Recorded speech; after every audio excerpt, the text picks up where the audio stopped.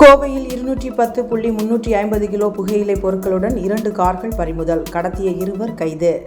கோவை ஈச்சனாரி பகுதியில் சுந்தராபுரம் காவல்துறையினர் வாகன சோதனையில் ஈடுபட்டு இருந்தனர். அப்போது அந்த வழியாக வேகமாக வந்த 2 கார்களை நிறுத்தி சோதனை செய்தனர். அந்த 2 கார்களிலும் அதிக அளவில் புகையிலை பொருட்கள் இருந்தது கண்டுபிடிக்கப்பட்டது. முதலில் வந்த காரில் அம்மாபாளையம் பகுதியை சேர்ந்த சரவணன் என்பவர் இருந்தார். 2வது காரில் குறும்பாளையம் பகுதியை சேர்ந்த பழைய பேப்பர் வியாபாரம் செய்யும் முருகன் என்பவர் இருந்துள்ளார். இருவரிடம் இருந்தும் மொத்தம் 210.350 கிலோ புகையிலை பொருட்கள் பறிமுதல் செய்யப்பட்டன. இதன் மதிப்பு சுமார் 2 லட்சம் ரூபாய் என்று கூறப்படுகிறது. இருவரையும் கைது செய்த காவல்துறையினர் 2 பிரிவுகளில் வழக்கு பதிவு செய்துள்ளனர். இந்த சம்பவம் அப்பகுதியில் பரபரப்பை ஏற்படுத்தியுள்ளது.